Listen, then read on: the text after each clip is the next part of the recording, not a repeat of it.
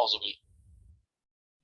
باللہ من الشیطان الرجیم بسم اللہ الرحمن الرحیم الحمد للہ رب العالمین والصلاة والسلام علی اشرف الانبیاء والمرسلین خاتم النبیین شفیع ذنوبنا وطبیب نفوسنا مولانا ابی القاسم محمد وآلہ الطیبین الطاہرین ولعنۃ اللہ علی اعدائہ مجمعین من الآن الی قیام یوم الدین رب اشرح لي صدري ويسر لي امري واحلل عقدة من لساني يفقهوا قولي رب زدني علما والحقني بالصالحين.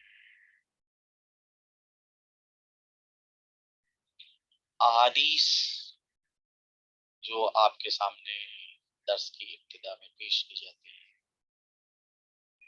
اور جو سلسلہ چل رہا تھا احادیث کا، اس میں خاص طور کے اوپر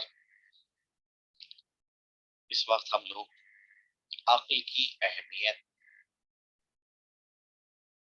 عقل کی تفسیر اور عاقل کے صفات کیا ہیں، اس ذیل میں جو روایات آئی ہیں ان روایات کو آپ کے سامنے پیش کر رہے ہیں.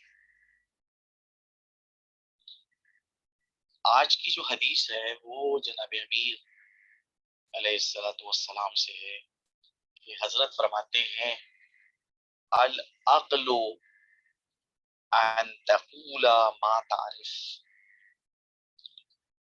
وتعمل بما تنطق به. عقل کیا ہے؟ تفسیر کر رہے ہیں حضرت عقل کی، بیان کر رہے ہیں عقل کو کہ عقل ہے کیا. کہتے ہیں حضرت کہ عقل کی تفسیر یہ ہے ان تقول ما تعرف، وہ باتیں کہو کہ جن کو تم جانتے ہو، وَتَعْمَلَ بِمَا تَنْطِقُ بِهِ، اور ان چیزوں پہ عمل کرو کہ جن کے حوالے سے تم گفتگو کرو.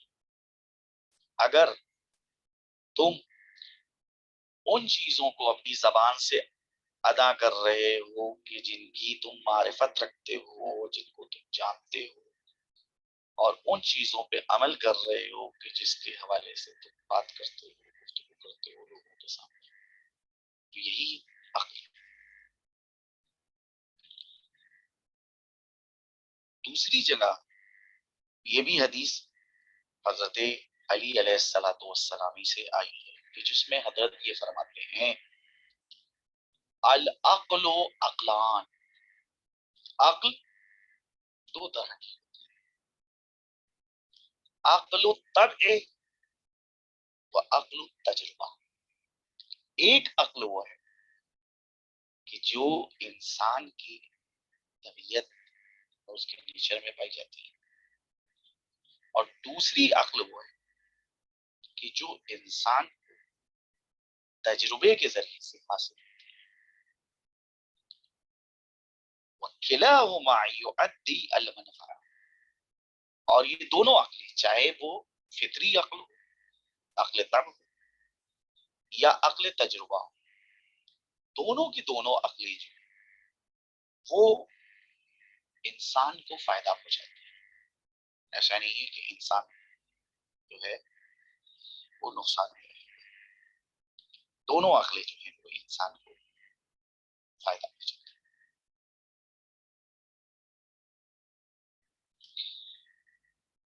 آج ایک تیسری جو حدیث ہے، جس حدیث کو صفات عاقل کے طور کے اوپر شمار کیا گیا کہ عاقل کے اوصاف کیا ہوتے ہیں، عاقل کے اندر کیا صفتیں پائی جاتی ہیں. تو یہاں پر جناب امام موسیٰ کاظم علیہ الصلوۃ والسلام سے یہ روایت ہے کہ جس میں حضرت فرماتے ہیں ان العاقل لا يحدث من يخاف تکذیبہ. عاقل کبھی ایسے شخص سے گفتگو نہیں کرتا ہے کہ جس کے سلسلے میں اس کو یہ اندیشہ ہو کہ وہ اس کی بات کو جھٹلا دے. لہذا عاقل کبھی ایسے کسی شخص سے بات نہیں کرے گا کہ جس کے سلسلے میں اس کو تکذیب کا اندیشہ ہو کہ یہ میں بات جو کہوں گا وہ اس بات کو نہیں قبول کرے گا, اس کو جھٹلا دے گا اور کہہ دے گا کہ آپ جھوٹ بول رہے ہیں.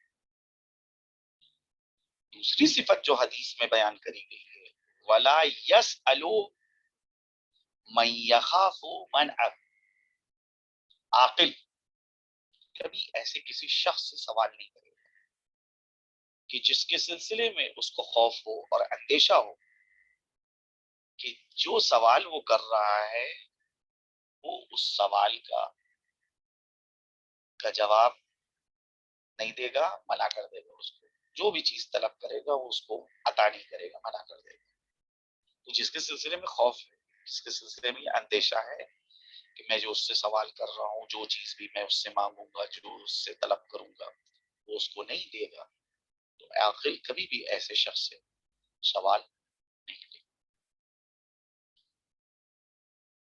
تیسری صفت جو عاقل کی بتائی گئی ہے حدیث کے اندر, ولا یعدو ما لا یقدر علیہ, عاقل کی تیسری صفت یہ حدیث میں کہ عاقل کبھی بھی ایسا کوئی وعدہ نہیں کرے گا کہ جس کو وہ پورا نہ کر سکتا, جس پہ وہ توانائی نہ رکھتا ہو, قدرت نہ رکھتا ہو. قطعاً ایسا کوئی وعدہ کسی سے نہیں کرے. ولا یرجو ما یعنف برجائه, اور عاقل کسی بھی ذات سے امید کو وابستہ, ایسی کسی بھی ذات سے امید کو وابستہ نہیں کرے گا, کسی سے بھی امیدوار نہیں ہوگا کہ جو اس کی امید پہ پورا نہ اترے, جس کے سلسلے میں اسے خوف ہو کہ یہ میری امید پہ پورا نہیں اترے. اس کے بعد جو صفت بیان کری گئی ہے, پانچویں صفت, ولا يتقدم على ما يخاف العجز عنه, عاقل کبھی بھی ایسے کسی کام کو انجام دینے کے لیے آگے نہیں بڑھے گا کہ جس کے سلسلے میں اس کو یہ خوف ہے کہ وہ اس کام کو انجام نہیں دے سکتا ہے, وہ عاجز ہے, ناتواں ہے. لہذا عاقل کبھی بھی ایسے کسی کام کو انجام دینے کے لیے وہ آگے نہیں بڑھے گا. یہ ہمارے ساتویں امام حضرت امام موسیٰ کاظم علیہ السلام سے حدیث تھی کہ جس کے اندر حضرت نے عاقل کے صفات بیان. ایک دوسری حدیث ہے جو جناب رسالت مآب صلی اللہ علیہ وآلہ وسلم سے ہے, جس میں حضرت سے عاقل کے بارے میں سوال کیا گیا. وقد سئل عن العاقل, عاقل کے بارے میں جناب رسالت مآب صلی اللہ علیہ وآلہ وسلم سے سوال کیا گیا. تو حضرت نے فرمایا, والذی یضع الشیء مواضعہ, عاقل اسے کہتے ہیں کہ جو ہر چیز کو اس کی جگہ کے اوپر رکھے, اسے کہتے ہیں عاقل.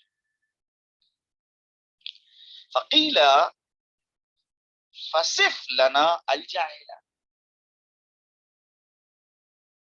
پیغمبر سے سوال کرنے والے نے یہ سوال پھر کیا, ان سے یہ کہا کہ پھر آپ ہمارے سامنے جاہل کی توصیف کیجئے, جاہل کے متعلق بیان کیجئے. تو آپ نے عاقل کی بات بتائی کہ عاقل اسے کہتے ہیں کہ جو ہر چیز کو اس کی جگہ کے اوپر رکھے, اسے کہتے ہیں عاقل. تو جاہل پھر کسے کہتے ہیں؟ تو حضرت نے فرمایا, قال قد فعلت, میں نے جو صفت بیان کری ہے اسی صفت سے تم یہ نتیجہ اخذ کر سکتے ہو کہ جاہل پھر کسے کہتے ہیں. خداوند کریم ہم سب کو یہ توفیق دے کہ ہم ان احادیث کے اوپر عمل پیرا ہو سکے، ان احادیث کے سمجھنے کی یہ توفیق ہم کو دے. فہم احادیث ایک بہت بڑا مسئلہ ہے، فقہ حدیث، کہ اللہ جو ہے ہم کو یہ توفیق دے کہ ہم احادیث اہل بیت کو پوری طرح سے سمجھ سکے. اور یہ بھی توفیق ہم لوگوں کو اللہ عنایت فرمائے کہ جو صفات اس کے اندر بیان کیے گئے عاقل کے، وہ صفات بھی اپنی ذات کے اندر ہم لوگ پیدا ہوئے. بہرحال احادیث کے بعد جو سلسلہ عقائد کے حوالے سے ہمارا چل رہا تھا، تو وہ گفتگو عدل الہی کے حوالے سے بات ہو رہی تھی. گزشتہ جو جلسے ہوئے، جو درس ہوئے، اس کے اندر جو ہے عدل کے حوالے سے کچھ آپ کے سامنے جو ہے گفتگو ہوئی، اور یہ بتایا تھا کہ کون لوگ ہیں کہ جو عدل الہی کے منکر ہیں اور کون ہیں جو عدل الہی کے طرفدار ہیں. آج جو آپ کے سامنے بحث ہے اسی عدل کے حوالے سے، لیکن اس بحث کے شروع کرنے سے پہلے ایک نقطے کی جانب جو ہے آپ کی توجہ مبذول کرانا چاہتا ہوں اور اس کی وضاحت کرنا چاہتا ہوں کہ ہمارے بزرگ علماء نے خداوند کریم کے تمام صفات میں صرف عدل کو اصول دین کی ایک اصل کے طور پہ کیوں متعارف کرایا؟ یہ سوال ہے. بھائی اللہ کے متعدد صفات ہیں. اللہ عادل ہے، اللہ حکیم ہے، وہ رحمان بھی ہے، رحیم بھی ہے، خالق بھی ہے، رازق بھی ہے، ہمیشہ سے ہے، ہمیشہ رہے گا، سرمدی ہے. ان تمام صفات کے ہوتے ہوئے صفت عدل کو اصول دین کی ایک جداگانہ علیحدہ اصل کے طور پہ کیوں ذکر کیا گیا؟ یہ سوال آپ سے. اس لیے جو ہے توحید کے بعد جو ہے اس صفت کو اللہ کی لیا گیا اور الگ سے بیان کیا گیا کہ پہلے توحید اصول دین میں، اور دوسرے نمبر کے اوپر ہے عدل، کہ اللہ کو عادل ماننا، اللہ کو عادل جاننا. اس سوال کا اگر جواب دیا جائے تو اس کے لیے چند باتیں جو ہیں ہمیں اور آپ کو غور کرنا ہوں گی، ان کے اوپر توجہ کر دینا. نمبر ایک، عدل کی اہمیت کے لیے اتنا ہی کافی ہے کہ بہت سے صفات خدا کی بازگشت اسی صفت عدل کی طرف. بہت سی اللہ تعالی کی جو صفتیں ہیں وہ عدل کی جانب پلٹتی، کیونکہ کلمہ عدالت کا صحیح اور وسیع تر معنی کیا ہے؟ ہر چیز کو اس کے مقام پر قرار دینا. عدالت کی جو تعریف بیان کی ہے علماء نے، ایک تعریف آپ کے سامنے اس سے پہلے بیان کی گئی تھی کہ ایتا او کلو ذی حق حقا، ہر صاحب حق کو اس کا حق دیا جائے. یہ عدالت کی تعریف خاص ہے. اس تعریف کے مقابلے میں ایک دوسری تعریف بھی ہے جو عقائد کی کتابوں کے اندر، علم کلام کی کتابوں کے اندر علماء نے، متکلمین نے بیان کری ہے. وہ یہ کہ وضع الشیء علی موضعہ علی محلہ، ہر چیز کو اس کی جگہ کے اوپر رکھنا جو اس کے لیے مناسب.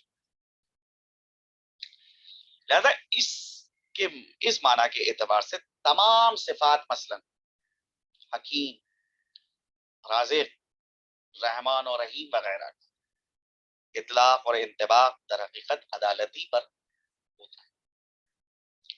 دوسرا جو امر ہے اور دوسرا جو پہلو ہے کہ قیامت اور معاد کا مسئلہ ہو یا پیغمبروں کی رسالت اور ائمہ کی ذمہ داریوں کا مسئلہ ہو، ان سب کا خدا کی عدالت کے مسئلے کے ساتھ بہت گہرا تعلق ہے۔ تیسرا مسئلہ جو ہے جس کی جانب ہمیں اور آپ کو توجہ دینا ہے، تیسرا امر کہ پروردگار کی عدالت کا مسئلہ آغاز اسلامی سے اختلاف کا شکار رہا،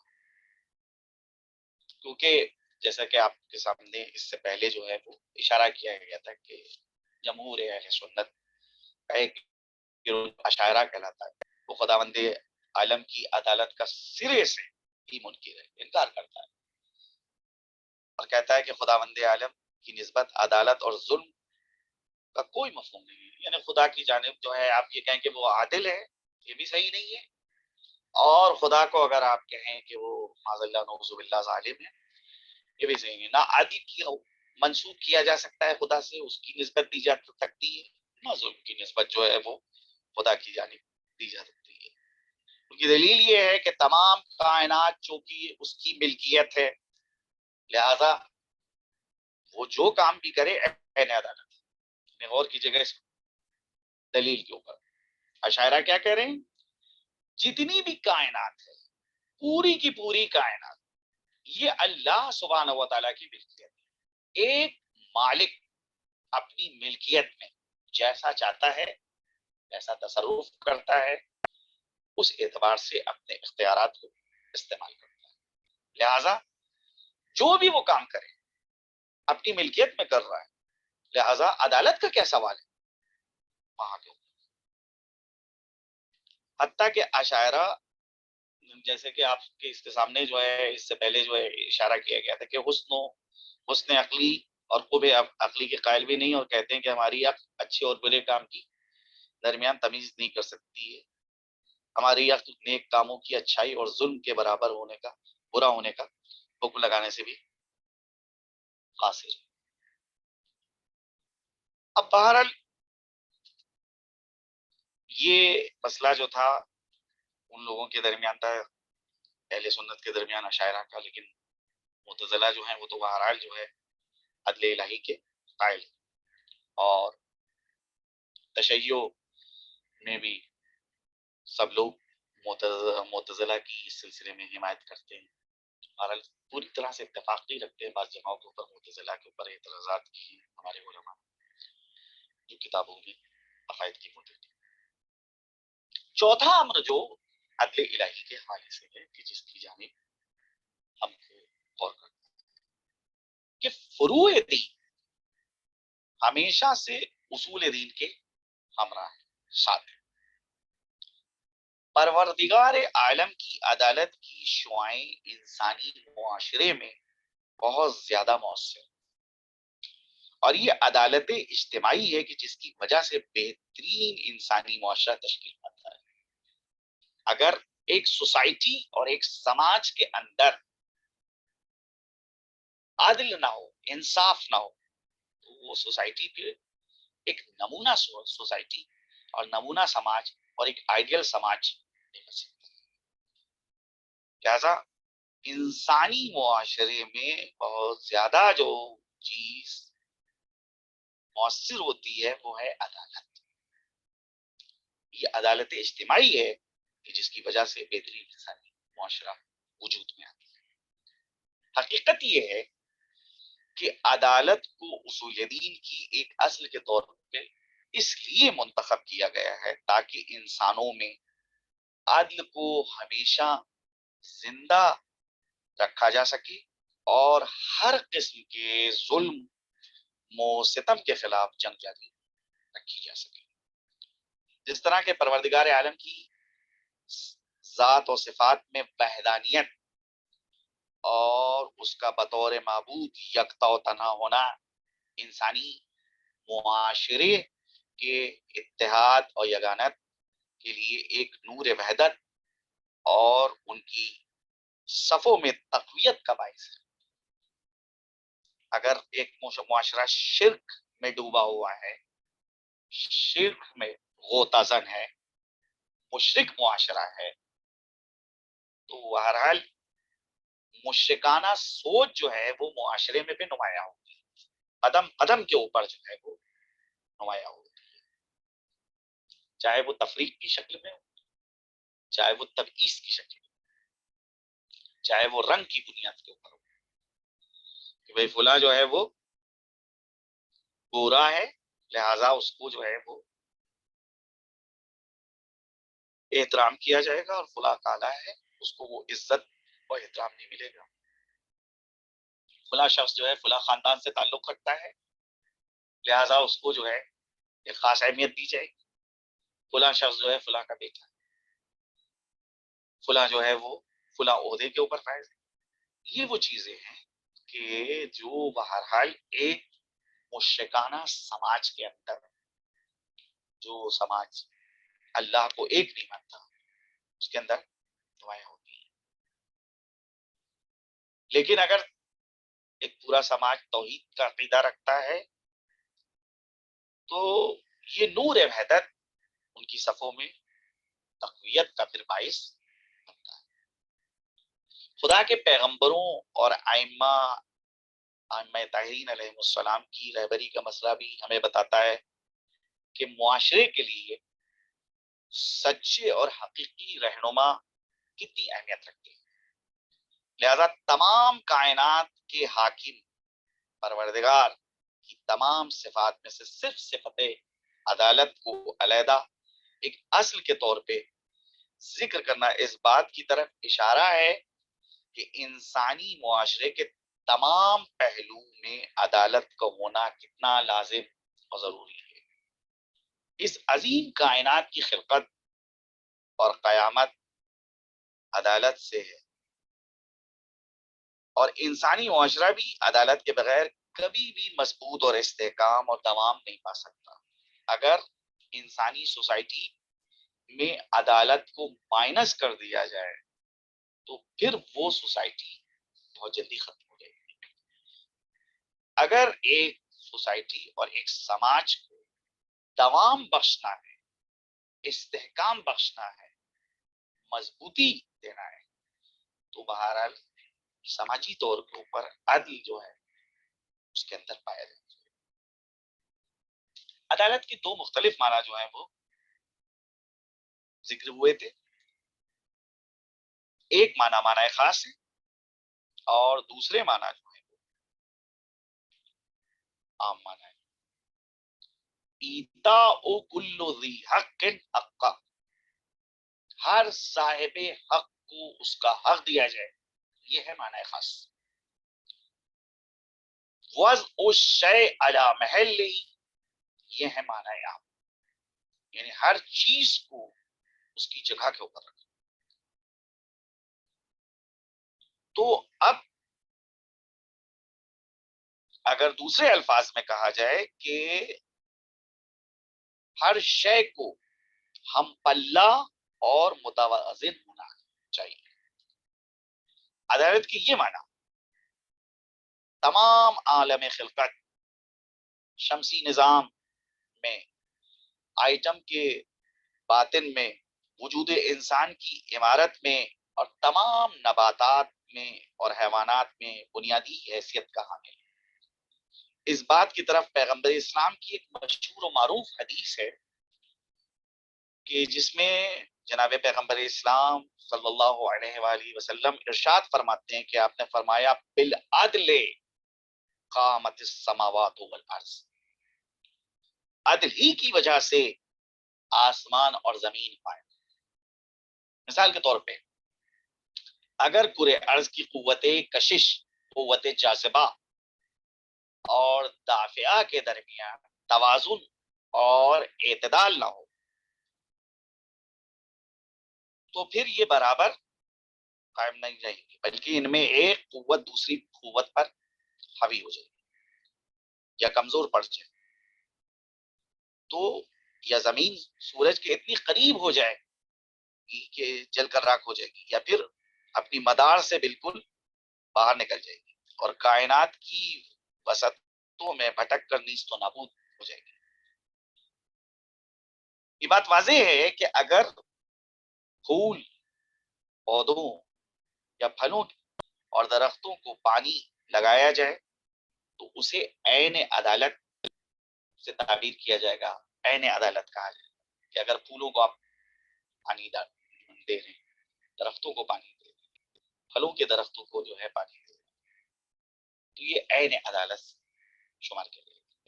لیکن اگر یہی پانی بے فائدہ گھاس پھوس اور کانٹوں کو بھی دیا جائے تو چونکہ پانی کو غیر ضروری طور پہ صرف کیا گیا ہے، لہذا عین ظلم۔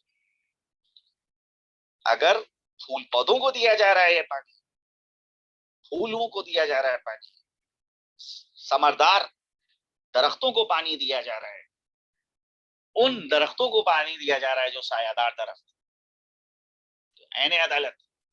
لیکن ایسی جگہ کے اوپر پانی ضائع کیا جا رہا ہے کہ جن کو پانی کی ضرورت نہیں ہے، تو یہی چیز جو ہے وہ عین ظلم ہو جائے گی۔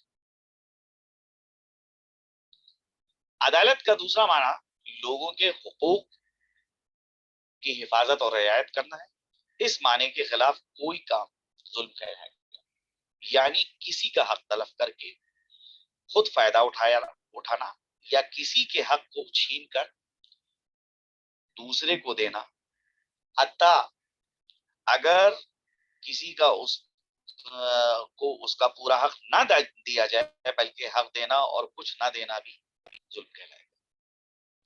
ال کے ان دونوں معنی میں پہلے معنی عمومیت رکھتے ہیں اور دوسرے معنی جو ہے جیسا کہ آپ کی جانب کی طرف اشارہ ہوا آپ کے سامنے، معنی خاص۔ ہماری جو بحث ہے اس میں عدل الہی محور ہے، اگرچہ دوسرے معنی جو ہم لے رہے ہیں وہ خداوند کریم کی ذات سے 100% تعلق رکھتے ہیں۔ عدالت خدا کا مطلب یہ ہے کہ وہ نہ کسی کے حق کو غصب کرتا ہے اور نہ کسی کا حق کسی دوسرے کو سپرد کرتا ہے، تفویض کرتا ہے، اور نہ ہی لوگوں کے درمیان تبعیض اور عدم مساوات کا قائل۔ وہ ذات تمام معنی کے اعتبار سے عادل ہے اور اس کی عدالت کے دلائل انشاءاللہ آپ کے سامنے ذکر کیے جائیں گے۔ ظلم کا معنی چاہے کسی کا حق غصب کرنا یا کسی کے حق کو ناحق کسی دوسرے کے سپرد کرنا، کسی کو تکلیف پہنچانا یا ناحق کسی کو برتری دینا، یہ تمام معنی ذات خداوند عالم سے کسی بھی قسم کا کوئی ربط نہیں رکھتے۔ وہ ذات پاک و پاکیزہ ہے، کبھی بھی نیک کاموں کے کرنے والوں کو کا جو اجر ہے وہ ضائع نہیں ہونے دیتی اور نہ ہی برے لوگوں کو کسی اجر کا مستحق قرار دیتی ہے۔ کسی کے گناہ کا مواخذہ بے گناہ سے نہیں کرتی اور نہ ہی خوشگوار پر ایک خوب قدم، حتیٰ کہ اگر ایک قوم یا معاشرے میں ایک شخص کے علاوہ تمام افراد بد کردار اور گناہ گار، تب بھی خدا اس ایک فرد کا حساب تمام قوم سے جدا رکھتا ہے اور پوری قوم کے گناہوں کی سزا میں ہرگز اس شخص کو شریک نہیں کرتا ہے۔ اگر ایک معاشرہ اور ایک سوسائٹی کے اندر صرف ایک قوم، کیا پورا معاشرہ گناہوں میں ڈوبا ہوا، تو اللہ سبحانہ و تعالیٰ اگر اس سماج کے اوپر، اس معاشرے کے اوپر عذاب نازل کرے گا تو بہرحال اللہ اس مومن کو اس عذاب سے الگ رکھے گا، اس عذاب میں اس مومن کو شامل نہیں کرے گا۔ عشائرہ کا یہ عقیدہ ہے کہ اگر خداوند عالم تمام پیغمبروں کو معاذ اللہ دوزخ میں ڈال دے اور تمام بدکاروں ظالموں، جنایت کاروں اور گناہ گاروں کو جنت میں داخل کر دے تو یہ ظلم نہیں۔ یہ انتہائی بےہودہ، شرماور اور بے سروپا بات ہے۔ اگر کسی شخص کی عقل تعصب اور خرافات کی غلاظت سے پاک ہو تو اس بات کی گواہی دے گی کہ اشاعرہ کا یہ عقیدہ انتہائی برا اور باعث ننگ و آر۔ ایک چیز یہاں کے اوپر آپ لوگوں کے سامنے واضح کر دی جائے کہ مساوات اور عدالت کے درمیان فرق پایا جاتا ہے۔ ایسا نہیں ہے کہ دونوں ایک معنی میں، نہیں۔ مساوات یعنی لوگوں کے درمیان برابری قائم کرنا، اور عدالت جس کا جو حق ہے اس کو دینا، چیزوں کو ان کی جگہ کے اوپر۔ بعض اوقات ہم عدالت اور مساوات کے درمیان فرق قائم نہیں کر پاتے، وہ خیال کرتے ہیں کہ عدالت کا مطلب یہ ہے کہ مساوات کا خیال رکھا جائے، حالانکہ ایسا نہیں۔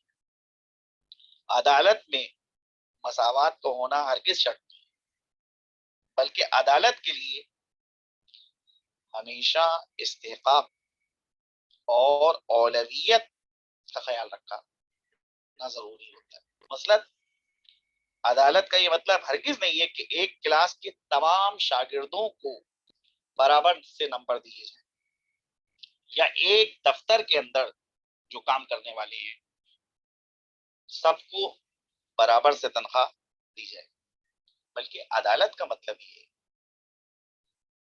کہ ہر شاگرد کو اس کی معلومات، اس کی صلاحیت اور استعداد کے مطابق نمبر دیے جائیں، اور ہر کارکن کو اس کے کام اور فعالیت کے مطابق جو ہے تنخواہ دی جائے۔ اس عالم طبیعت میں عدالت سے مراد یہی وسیع تر معنی ہے۔ اگر ایک بڑی مچھلی کی جس کا وزن تقریباً 1 ٹن ہوتا ہے، اس کا دل، اور ایک چڑیا جو مشکل سے چند گرام کی ہوتی ہے، دونوں کو اللہ ایک طرح کا دل دے دیتا۔ جتنا اللہ نے ایک چڑیا کے اندر دل رکھا ہے، ویسے ہی وہ وزنی مچھلی کی جو تقریباً 1 ٹن کے برابر ہے، اس کو بھی وہی دل دے دیتا۔ تو یہ بہرحال عدالت کے اوپر یہ کام اللہ کا مشتمل نہ ہوتا، اس کو جو ہے خلاف عدل شمار کیا جاتا۔ یا ایک تناور درخت، اس کی جڑ کتنی مضبوط ہوتی ہے، کتنی گہری ہوتی ہے، لیکن جو گملوں کے اندر درخت لگے ہوئے ہیں ان کی جڑ بہت ہی معمولی ہوتی ہے۔ تو اب اگر اللہ خلقت کے اعتبار سے دونوں میں برابری پیدا کر دیتا کہ جیسی جڑ جو ہے وہ ایک چھوٹے سے پودے کے اندر ہے، ویسے ہی جڑ جو ہے وہ ایک تناور درخت کو دیتا، تو یہ عدالت نہ ہوتی بلکہ عین سلوک ہوتا۔ ہر چیز کو اس کی صلاحیت، استعداد اور لیاقت کے مطابق اس کا حق ملنا عدالت کہلاتا ہے۔ اب آپ جو ہیں یہ غور کریں کہ عدالت کے حوالے سے جو دلائل پیش کیے گئے ہیں، ان دلائل ہماری عقل مختلف اشیاء کی اچھائی اور برائی کو ایک قابل توجہ حد تک جاننے اور درک کرنے کی صلاحیت رکھتی ہے۔ یہ وہی چیز ہے جسے دانشمند لوگ حسن و قبل عقلی کے عنوان کے تحت ذکر کرتے ہیں۔ مثلا ہم جانتے ہیں کہ عدل و انصاف اور احسان کرنا اچھی چیزوں میں، جبکہ ظلم اور کنجوسی کرنا برائی میں شمار ہوتا ہے۔ حتیٰ کہ دین اور مذہب کے مذکورہ بالا امور سے متعلق کوئی حکم دینے سے پہلے ہی ہمارے لیے چیزیں روشن کی ان واضح چیزوں کے علاوہ وہ باتیں کہ جن کے درک کے لیے ہماری عقل کافی نہیں ہے، ضروری ہے کہ ہم الہی پیغمبروں اور رہنماؤں کی طرف رجوع کریں، ان سے پوچھیں۔ اسی لیے مسلمانوں کے عشائرہ نامی گروہ کا حسن و قوہ عقلی کا منکر ہونا اور تمام خوبیوں یا برائیوں کی شناخت کے لیے یہاں تک کہ ظلم اور عدل کے حوالے سے بھی فقط مذہب کو مرکز اور محور قرار دینا ایک بہت بڑی غلطی اور بہت بڑی خطا ہے۔ اگر ہماری عقل خوبی اور بدی کے ادراک پر قادر نہ ہو تو ہمیں کیسے علم ہوگا کہ خداوند عالم کسی جھوٹے شخص کو معجزہ دکھانے کی صلاحیت نہیں دے سکتا؟ ہمیں معجزہ دکھانے کی صلاحیت اللہ نبی کو دیتا ہے جو اپنے دعوے میں سچا ہے۔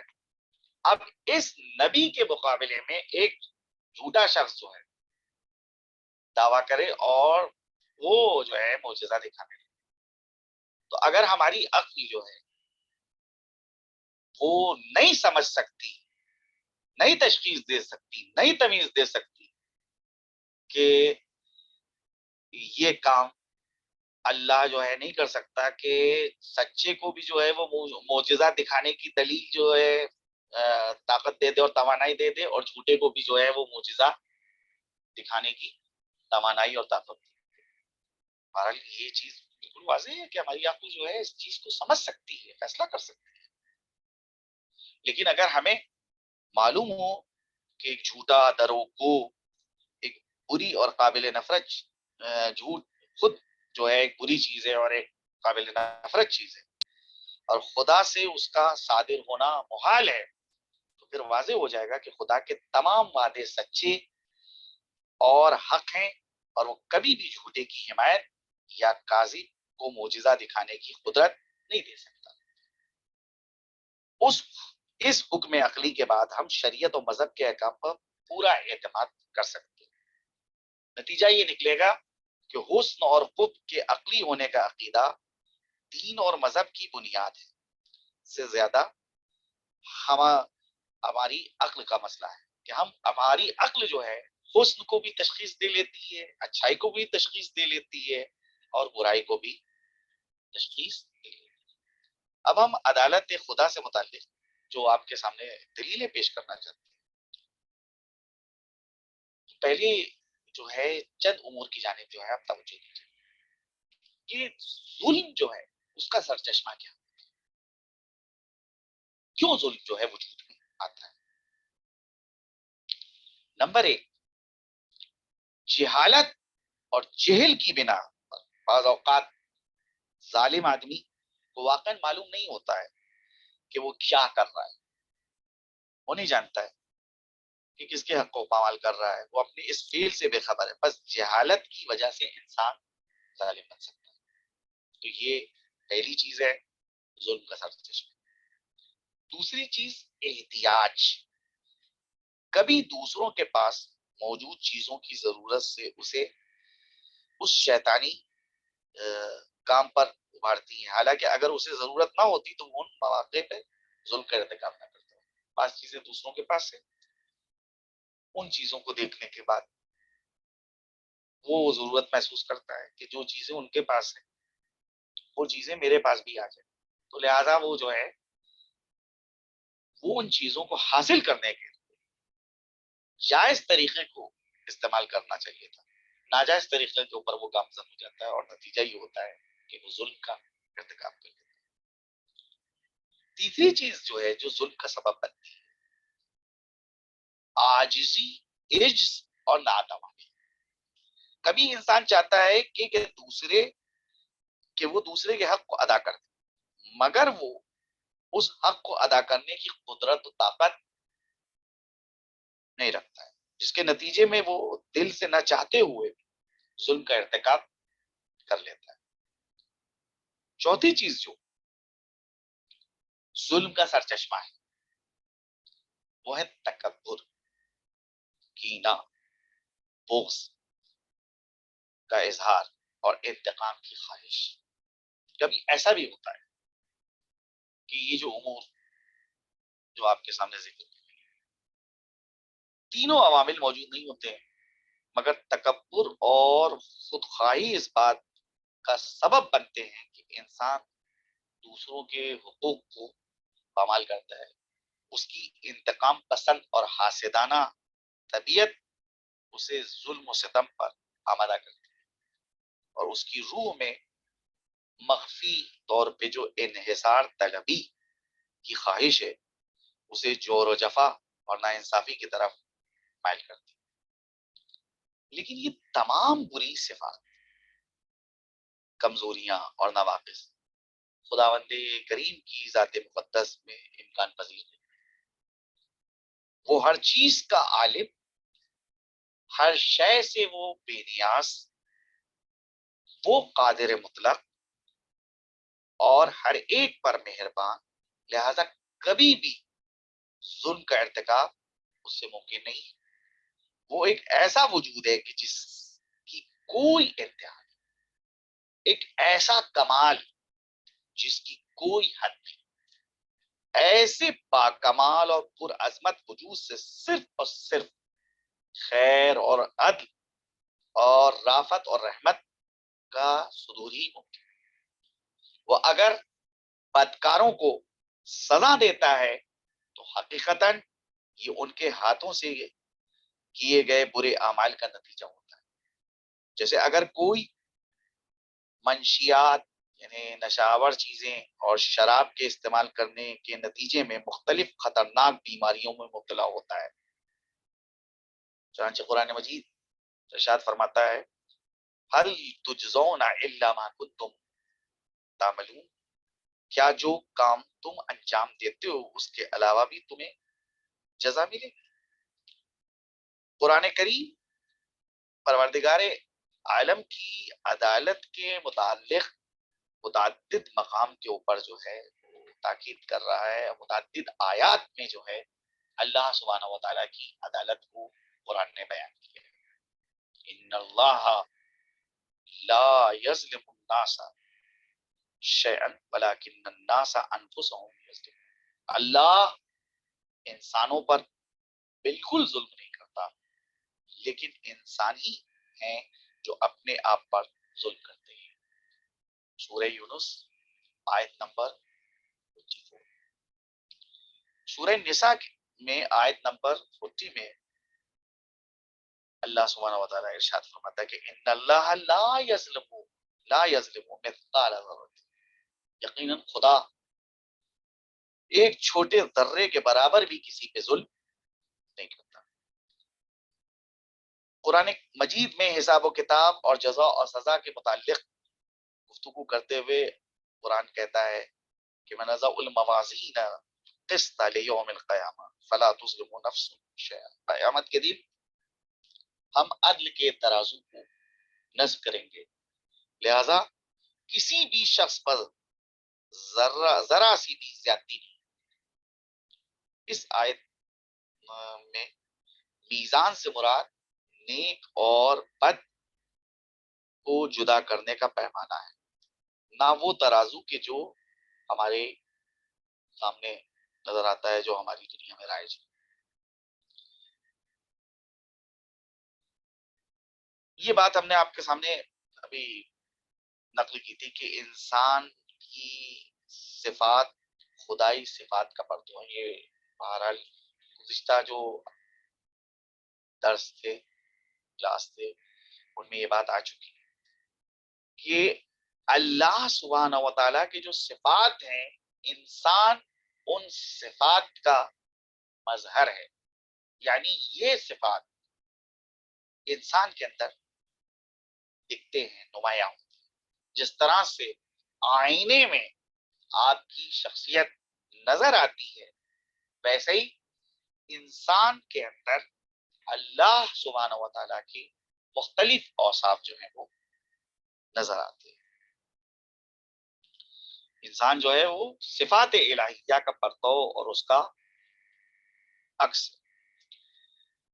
انسانی معاشرے میں صفات الہی کی شعائیں پھیلی ہوئی ہیں، اسی لیے جس طرح قرآن عدالت الہی کو بنیاد قرار دیتا ہے، اسی طرح انسانی معاشرے میں اجتماعی اور ہر فرد میں فردی عدالت کو بھی اہمیت دیتا ہے۔ قرآن مجید بار بار ظلم کو معاشرے کی تباہی اور بربادی کی بنیاد قرار دیتا ہے اور ظالموں کے انجام کو بدترین انجام سے تعبیر کرتا ہے۔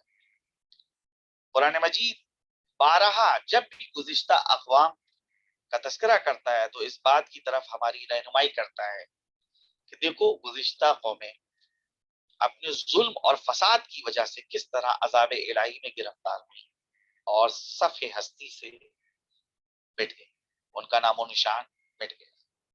لہذا اپنے آپ کو ظلم و ستم سے دور رکھو، ورنہ تم بھی ان کی طرح عذاب میں گرفتار ہو سکتے ہو۔ ان اللہ یامر بالعدل والاحسان وایتاء ذی القربى وینہی عن الفحشاء والمنکر والبغی۔ یقیناً خدا عدل و احسان اور قرابت داروں سے نیک سلوک کا حکم دیتا ہے، برے کاموں، نافرمانی، ظلم اور تجاوز سے منع کرتا ہے۔ دلچسپ بات یہ ہے کہ جیسے ظلم کرنا ایک برا اور قبیح کام ہے، اسی طرح قرآن اور اسلام کی نظر میں بہرحال ظلم کے خلاف آواز نہ اٹھانا یہ بھی جو ہے برا کام شمار کیا گیا ہے۔ چنانچہ قرآن کہتا ہے لا تظلمون ولا تظلمون، نہ خود ظلم کرو اور نہ ورنہ تم پر ظلم کیا جائے گا۔ یہ بہرحال جو ہے آپ کے سامنے جو ہے عدالت کے حوالے سے کچھ باتیں، کچھ معروضات جو تھے وہ پیش کیے گئے۔ انشاءاللہ آئندہ جلسے میں جو عقائد کی بحث جب چھیڑی جائے گی اس وقت جو ہے جو عدل کے حوالے سے بقیہ چیزیں ہیں وہ آپ کے سامنے پیش کی جائے گی۔ ابھی بہرحال جو ہے یہ سلسلہ تو کافی دراز چلے گا کہ یہاں کے اوپر جو ہے آپ کے سامنے جو ہے وہ مثال کے طور پر جو الہی آفتیں ہوتی ہیں، طوفان کا آ جانا یا جو ہے زلزلے کا آنا، قحط کا پڑ جانا، یا مثال کے طور پر جو ہے کوئی وبا پھیل جائے کہ جس وبا کا شکار انسانی معاشرہ ہو جاتا ہے، انسانی سماج ہو جاتا ہے، یا جسمانی اعتبار سے، خلقت کے اعتبار سے کسی کے اندر جو ہے وہ نقص پایا جائے، ان ساری چیزوں کے حوالے سے بھی آئندہ جلسوں کے اندر، آئندہ کلاس میں جو ہے آپ کے سامنے گفتگو ہوگی کہ وہاں کے اوپر کہ اللہ سبحانہ و تعالیٰ کوئی بھی کام جو ہے وہ حکمت کے بغیر نہیں انجام دیتا ہے۔ قطعاً جو ہے اس کو ظلم سے تعبیر نہیں کیا جا سکتا ہے کہ مثال کے طور کے اوپر اگر لوگ جو ہیں زلزلے میں شکار ہو جائیں اور جو ہے کسی موت واقع ہو جائے، یا جسمانی اعتبار سے کسی کے اندر نقص پایا جاتا ہو، خلقت کے اعتبار سے پیدائشی طور پہ جو ہے جسم کچھ جو ہے اعضاء و جوارے میں کمی واقع ہو گئی ہو، تو یہ جو ہے بات کی جو آپ کے سامنے جلسے رکھے جائیں گے اس میں جو ہے ان مطالب کی جانب جو ہے وہ آپ کے سامنے انشاءاللہ جو ہے بہرحال یہاں کے اوپر جو ہے وہ ہم عقائد کے درس کو روکتے ہیں اور اب آپ کے سامنے جو ہے جو فقہ کے کچھ مسائل بیان ہو رہے تھے ان کی جانب آتے ہیں۔ ہماری گفتگو جو فقہ میں چل رہی تھی وہ مطہرات کے حوالے سے چل رہی تھی۔ آج جو 12ویں چیز بیان کی گئی ہے مطہرات میں سے وہ یہ کہ ایک حلال گوشت جانور کو اگر ذبح کیا گیا تو اس کا خون شرعی طور کے اوپر جس کو ذبح کیا جائے وہ جو شرائط ہیں ایک جانور کی ذبح کرنے کی ان شرائط کی رعایت کی جائے. تو اگر اس جانور کو خون اس کے بدن سے معمول کے مطابق نکل جائے اور جو خون اس کے بدن کے اندر باقی رہ جائے پھر وہ خون پاک. آپ نے جانور کے گلے کے اوپر چھری چلائی شریعت کے حکم کے مطابق, شریعت نے جو شرائط تھے ان شرائط کا آپ نے پاس و لحاظ کیا, اس کے بعد اس کے گلے سے عام طور پہ جتنا خون نکلتا تھا وہ سارا خون نکل گیا. اب جو اندر بدن کے اس کے خون رہ گیا ہے اس خون کو پاک سمجھا جائے.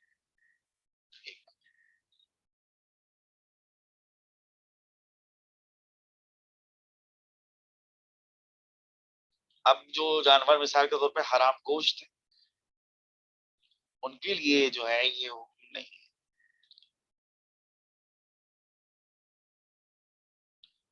لہٰذا جو ہے یہ صرف جو حکم ہے وہ حلال گوشت جانوروں کے لیے ہے کہ جن کو شرعی اعتبار سے جو ہے وہ ذبح کیا جائے. اب مثال کے طور کے اوپر اس سے پہلے جو مسئلہ تھا اس میں بیان کیا گیا تھا کہ جانور کو ذبح ہم کر رہے ہیں اور جانور کی گردن جو ہے وہ اونچی جگہ کے اوپر رکھی, تو خون جو ہے وہ پھر معمول کے مطابق نہیں نکل رہا ہے. عام طور پہ جیسے بہنا چاہیے ویسے نہیں بہتا ہے, جسم کے اندرونی حصے میں چلا جاتا ہے. لہٰذا وہ خون پھر جو اندرونی حصے میں جا رہا ہے انہیں جس خون شمار کیا جائے. یا مثال کے طور کے اوپر ذبح کے وقت جانور جو ہے وہ سانس کھینچے اور سانس کھینچ کے جو ہے وہ خون جو ہے وہ اپنے اندر جسم میں جو ہے کھینچ لے, تو اب وہ نتیجہ یہ ہے کہ پھر معمول کے مطابق پھر خون نہیں نکل پائے گا. نتیجہ یہ ہوگا کہ پھر وہ خون نجس شمار کرے گا. لیکن اگر شرعی طور کے اوپر جو ہے اس کو ذبح کیا گیا جو شرائط ہیں بیان کیے جائیں گے ذبیحہ کی, ان شرائط کی رعایت کی جائے کہ بھئی 4 رگیں بھی جو ہیں کٹے, قبلہ رخ جانور ہو, اور کاٹنے جو چھری چلا رہا ہے شخص مسلمان خدا کا نام جو ہے وہ لیا جائے. ان شرائط کی رعایت کرتے ہوئے اگر جانور کو ذبح کیا جا رہا ہے اس کے بعد اس سے جو ہے وہ معمول کے مطابق جو ہے جتنا خون نکلتا ہے وہ نکل جائے اس کی گردن سے, وہ جو بقیہ خون رہ جاتا ہے اس کو پاک شمار کیا جائے. یہ تو ایک مسئلہ تھا جانوروں کے حوالے سے. آج برتنوں کے حوالے سے کچھ مسئلے ہیں جو آپ کے سامنے پیش کیے جائیں. پہلا مسئلہ یہ کہ جو برتن کتے, سور یا مردار کے چمڑے سے بنایا جائے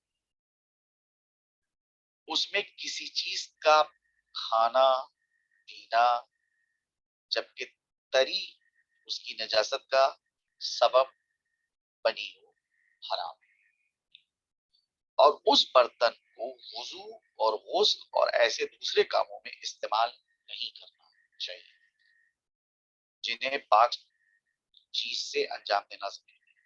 اور احتیاط مستحب یہ ہے کہ کتے, سور اور مردار کے چمڑے کے خواہ برتن کی شکل میں نہ بھی ہو تو استعمال جائز نہیں ہے.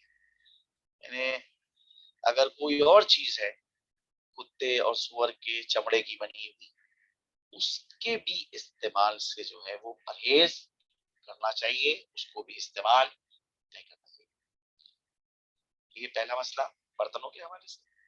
دوسرا مسئلہ یہ ہے سونے اور چاندی کے برتنوں میں کھانا پینا بلکہ احتیاط واجب کی بنا پر ان کو کسی طرح بھی استعمال کرنا حرام, لیکن ان سے کمرہ وغیرہ جو ہے ڈرائنگ روم ہے اس کو میں جو ہے اگر سجاوٹ کے لیے ان برتنوں کو لگا دیا جائے, شوکیس کے اندر سجا دیے جائیں, الماری کے اندر سجا دیے جائیں, دیواروں کے اوپر لگا دیے جائیں چاندی اور سونے کے برتن, تو بہرحال اس طرح سے برتنوں کا گھر میں سجانا یا شوکیس میں رکھنا کوئی حرج نہیں ہے, لیکن اگر یہ کام نہ انجام دیا جائے تو زیادہ بہتر ہے. احوت اور سجاوٹ یا قبضے میں رکھنے کے لیے سونے اور چاندی کے برتن بنانے اور ان کی خرید و فروخت کرنے کا بھی یہی حکم ہے. یعنی مثال کے طور کے اوپر کوئی شخص برتنوں کو بناتا ہے تو اگر وہ برتنوں کو اسی غرض سے بنا رہا ہے کہ ان سونے اور چاندی کے برتنوں سے گھر کو کی زینت کی جائے گی, گھر کی آرائش کی جائے گی, گھر کو سجایا جائے گا, کوئی شخص ان برتنوں کو بیچتا ہے تو اگر وہ سونے اور چاندی کے برتن اسی مقصد اور اسی غرض کے تحت بیچ رہا ہے کہ ان برتنوں کے ذریعے سے ڈیکوریشن ہوگا, گھر میں تزئین ہوگی, آرائش ہوگی, تو بہرحال کوئی حرج نہیں ہے, وہ بیچ سکتا ہے, وہ اس غرض کے تحت بنا سکتا ہے. چھوٹا جو فنجان ہوتا ہے چائے کا, استکان اس کو فارسی میں کہتے ہیں,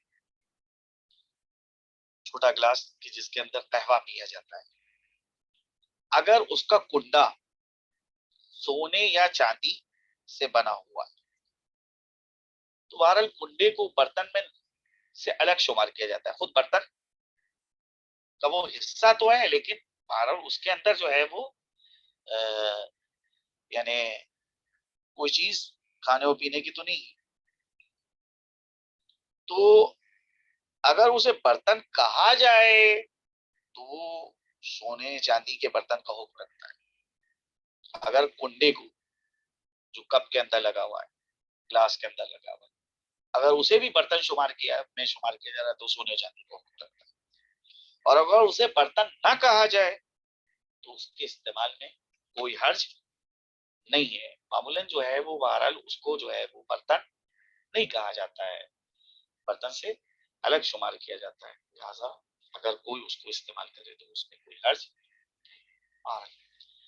یہیں کے اوپر جو ہے مسائل کو روکا جا رہا ہے. انشاءاللہ بقیہ مسائل جو ہیں وہ آپ کے سامنے بعد میں بیان کیے جائیں گے. اگر درس کے حوالے سے کوئی بھی سوال ہے تو آپ حضرات جو ہے وہ کر سکتے ہیں, میں آپ کی